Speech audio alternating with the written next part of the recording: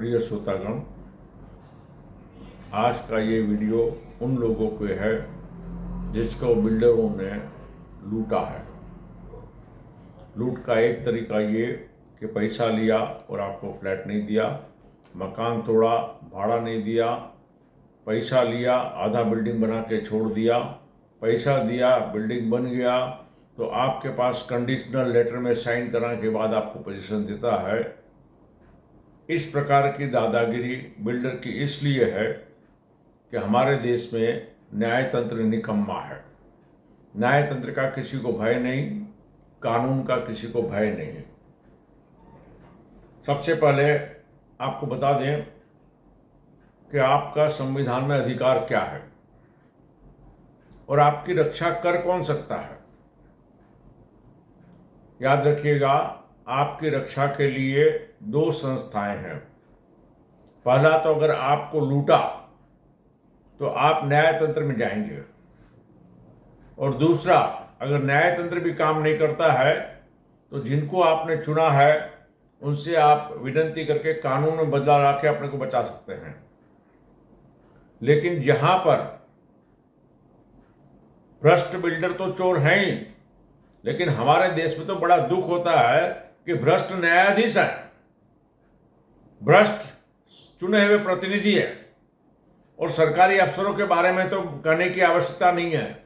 ये चंडाल चौकड़ी ने मिलकर आज मुंबई शहर में 30,000 से अधिक लोगों को बर्बाद किया है। ऐसे अगर महाराष्ट्र की बात करेंगे तो 3 लाख से अधिक लोग आज इसमें दुखी हैं। ये सीमा रेखा सिर्फ फ्लैट तक सीमित नहीं है या भाड़े के मकान तक सीमित नहीं है। बहुत जगह पर प्लॉट के बारे में भी इस प्रकार के कमिटमेंट करके किसी को प्लॉट तक नहीं दिए हैं। अब सवाल आता है कि अगर न्यायतंत्र आपको कुछ नहीं हेल्प कर सकता, सरकार आपको हेल्प नहीं कर सकती है, तो आपको क्या अपना पैसा खो बैठना है? आज मुंबई शहर में छोटा फ्लैट भी 50 लाख का कम से कम है, और बड़े की तो कोई सीमा नहीं है। 2 करोड़, 1.5 करोड़, 3 करोड़, 4-4 करोड़ तक लोग फंसे पड़े हैं। कारण मैंने सोचा, लगातार सोचने के बाद पता चला कि हमारे देश में आप सब इतना रुपया खो बैठे हो, इसका कारण आपकी कायरता है, और आपकी कायरता ने आपको दुखी किया है। अब आपको तय करना है कि जिसने आपको लूटा उसको आपको पैसा दे देना है या फिर उसके पास से पैसा वसूल करना है।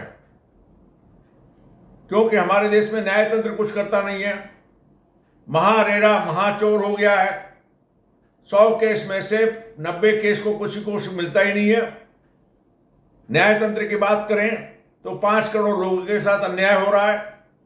सरकार की बात करें तो बिल्डर की फेवर में है सभी चुने हुए प्रतिनिधि।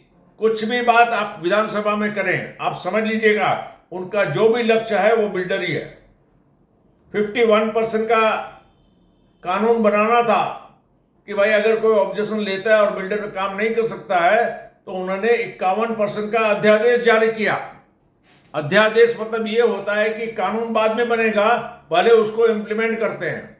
क्योंकि बिल्डरों को नुकसान हो रहा था, बहुत लोग ऑब्जेक्शन लेते थे, उनका काम नहीं होता था, तो उन्होंने अध्यादेश जारी किया कि अगर 51% लोग करते हैं तो बिल्डर अपना काम आगे कर सकता है, काम को रोका नहीं जाएगा। चलिए, अच्छी बात है। अगर गिरने वाला बिल्डिंग के लिए ये कानून बना है तो फिर इनका कर्तव्य नहीं होता है कि जिसको लूटा गया है उसके लिए भी अध्यादेश जारी करें। खुल्लम खुल्ला अन्याय का सबसे पहला उदाहरण यह है कि मुंबई शहर में 30,000 परिवार बेघर हो चुके हैं, और उसमें सबसे बड़े दुखी वो लोग हैं जो बेघर तो हो गए, भाड़े का भी पैसा भरो, और जिन लोगों ने लोन ली है और लोन देने के बाद उनको फ्लैट भी नहीं मिला है, और सरकार और न्यायतंत्र खाली ताली मारना जानती है, और ताली कौन बजाता है आपको मालूम है। इसको अगर शुद्ध भाषा में कहा जाए तो ये सभी नपुंसक हो चुके हैं। न्यायतंत्र किसी काम का नहीं रहा। ऐसे अन्याय करने वाले न्यायतंत्र को तो ताला मारना यही सबसे बड़ा अच्छा है। और ऐसी सरकार जो जनता की रक्षा नहीं कर सकती है, तो ऐसी सरकार की भी कोई आवश्यकता नहीं, ऐसे चुने हुए प्रतिनिधि का भी कोई महत्व नहीं। मैं आपको बताता हूं अगर आप कायर बनकर रहेंगे तो अपना 50 लाख भूल जाइए, अपने 1.5 लाख का फ्लैट भूल जाइए, अपने 2 करोड़ का 2 करोड़ भूल जाइए। अब तय करना है कि संघर्ष करना है या चुपचाप बैठना है।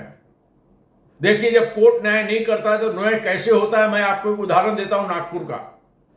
नागपुर में एक पप्पू यादव करके था जिसने महिला के साथ बहुत अत्याचार किया। जब उसकी हियरिंग आई तो 400 महिलाएं कोर्ट में आ गई और जज के सामने पप्पू यादव को मार डाला। फैसला हो गया। अब आपके साथ इतना बड़ा अन्याय हो रहा है। ये तो 400 बने थी, आप लोग तो कम से कम मुंबई शहर की बात करता हूं तो मेरे ख्याल से 30,000 से अधिक, और हो सकता है कि 50,000 तक आंकड़ा जाएगा। आप सब अगर कायर बन के बैठे हो, लड़ने के लिए तैयार नहीं हो, तो आप समझ लीजिएगा ये पैसा आपका डूब जाएगा।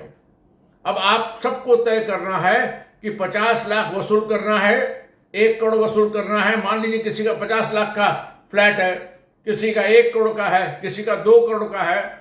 और इतना ही नहीं, एक तो फ्लैट देते नहीं है, और अगर किसी ने फ्लैट देने की बात भी कही तो फ्लैट देते समय कंडीशन डाल रहे हैं। इस हद तक हमारे देश में खुला अन्याय हो रहा है, और न न्यायतंत्र कुछ कर रहा है न सरकार कुछ करती है। जब न्यायतंत्र कुछ नहीं करता, सरकार कुछ नहीं करती, तो आपके पास अधिकार क्या है? आपको बता दूं, स्वरक्षा का अधिकार हर एक व्यक्ति को है। जब न्यायतंत्र निकम्मा हो गया, जिसकी कोई वैल्यू नहीं, मैं समझता हूं ऐसे न्यायतंत्र को बंद कर दिया है, और जनता का पैसे से जो जजों को पैसा दिया जाता है ना, ये सब वेस्ट ऑफ मनी है, क्योंकि वह खुद अपना काम नहीं कर रहे। काम नहीं करते उसका दुख नहीं है, ये बेशर्म जजों को सबसे बड़ी भूल ये है कि खुद ऑर्डर पास करते हैं और ये बेशर्म जज उस ऑर्डर का पालन नहीं करते। यही हमारे सब चुने हुए प्रतिनिधि हैं।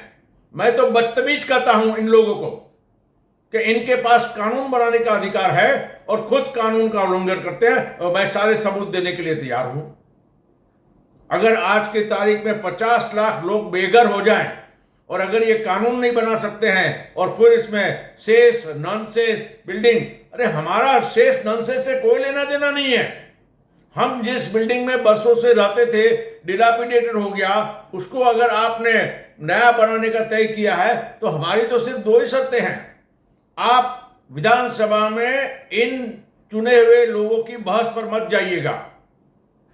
अगर बिल्डर के फेवर में अधिवेशन पास हो सकता है, अध्यादेश जारी हो सकता है, अधिवेशन नहीं, माफ कीजिएगा, अगर अध्यादेश जारी हो सकता है तो आप सबको बेघर किया गया है, उसके लिए अध्यादेश क्यों नहीं हो सकता?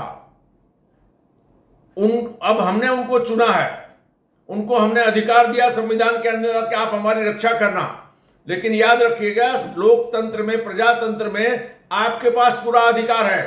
कोई जरूरी नहीं कि जो चुने हुए प्रतिनिधि करेंगे उसी का पालन करना है।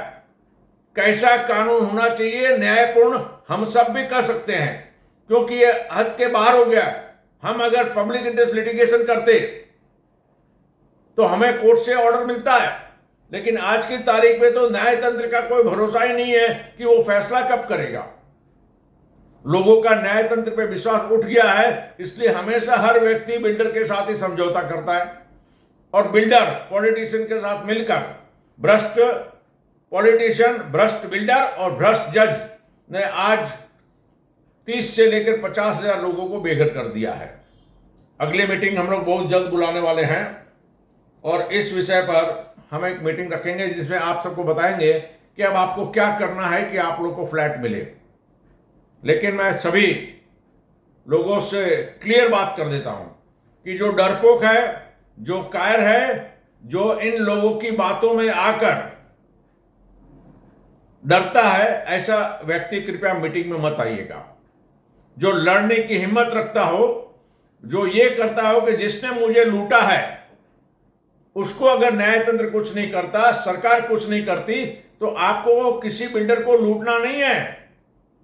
बिल्डर के पास से आपका जितना पैसा लिया है, आपकी जगह ली है, वो आपको वापस लेनी है। और ये कैसे हुआ था हांगकांग में, मैं आपको बताता हूं।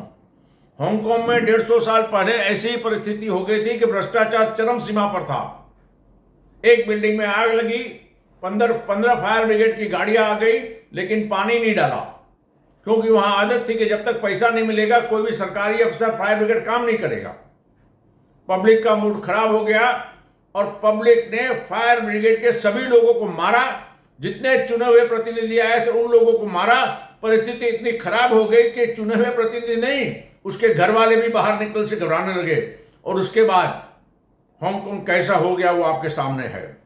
आज हमारे देश की परिस्थिति यही है।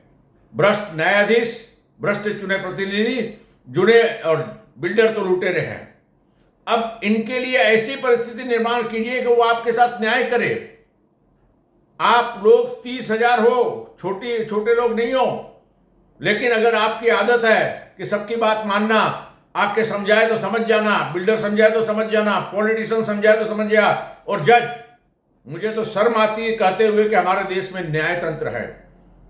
मैं तो बार बार कहता हूं कि इसको ताला मार देना चाहिए। इन लोगों को सैलरी देना हमारे पैसे की बर्बादी है। जिस जजों को शर्म ना हो कि खाली तारीख देते हैं। मैं आपको एक केस देता हूं जिसमें सबूत करके देता हूं कि एक आदमी ने केस किया, 5 हियरिंग दी, 4 बार बिल्डर नहीं आया, फिर भी जज उसको तारीख देता है। ये इस बात का संकेत है कि जज बिल्डर के साथ मिला हुआ है। वरना अगर रेस्पोंडेंट 4 बार नहीं आता है तो एक्स पार्टी ऑर्डर करना चाहिए, लेकिन नहीं करते हैं। आप सोचिए, 51% का कानून के लिए अध्यादेश जारी कर दिया, लेकिन आपके लिए नहीं किया। और याद रखिएगा, इनकी बातों में मत आइएगा। कैसा कानून बनना चाहिए जिससे सभी को राहत मिले। राहत 2 तरह की होगी भाई साहब। पहला तो ये कि सभी को फ्लैट मिलना चाहिए, साथ साथ कब मिलना चाहिए ये भी कानून में लिखना होगा। और अगर बिल्डर नहीं देता है, बिल्डर अपने आप को बैंकरप्ट डिक्लेयर करता है सब कुछ बेच बाच के, तो ऐसे लुटेरों बिल्डिंग को पहले तो आप जेल में डालिए। और आप लोग की वजह से जो सरकार जनता की रक्षा नहीं कर सकती है, वो सरकार की कोई वैल्यू नहीं। एक तरफ तो बड़े बड़े अनाउंसमेंट किए जाते हैं सरकार के पास से कि हमने इतने लोगों को घर दिया, फ्री में घर दिया, सस्ते में घर दिया, लेकिन जिनका घर था, जिन्होंने पैसे देकर घर लेना चाहा, उसको लुटेरों ने लूट लिया और जनी है, उसके बारे में सरकार सोचती नहीं है। आप बड़ी बड़ी बातें ना करें कि आप फ्री में देते हैं। जिनका घर है उनको पहले तत्कालीन घर दिया जाए, इसकी व्यवस्था करना सरकार का कर्तव्य है। अब मान लीजिए कि बिल्डरों ने लूटा, अपने आप को बैंकरप्ट डिक्लेयर किया, नया कानून सरकार ने बनाकर दे दिया एलएलपी का, लिमिटेड लायबिलिटी पार्टनरशिप। अब इसके अंदर वो लोन लेते हैं और लोन लेने के बाद आधा काम करके छोड़ देते हैं। अब ऐसी जगह पर भी अगर आप सब आज कायर बन के बैठे हैं तो आप अपना 2-3 करोड़ रुपया खो दीजिए, आपको लूटे यही इसके लायक आप सब हो। या तो आप में हिम्मत होनी चाहिए, और अगर आप में हिम्मत नहीं है तो आपका पैसा गया है, उसे जाने दीजिए। क्योंकि कायर का समाज में हमेशा यही हाल होता है। और मैंने आपको 2 दिसंबर की मीटिंग में कहा था कि कायरों से समाज में अच्छा समाज नहीं बन सकता। अगर आप आज लड़ने के मूड में हैं तो अगली मीटिंग में आइएगा। आप सबको कानूनन कैसे कर सकते हैं आपको बताया जाएगा। अभी तो थोड़ी सी बात बता देता हूं कि आत्मरक्षा आपका अधिकार है। आत्मरक्षा में अगर आप किसी के कोई आप पे अटैक करता है और आप उसको मार डालते हो तो आप गुनहगार नहीं हो, याद रखिएगा।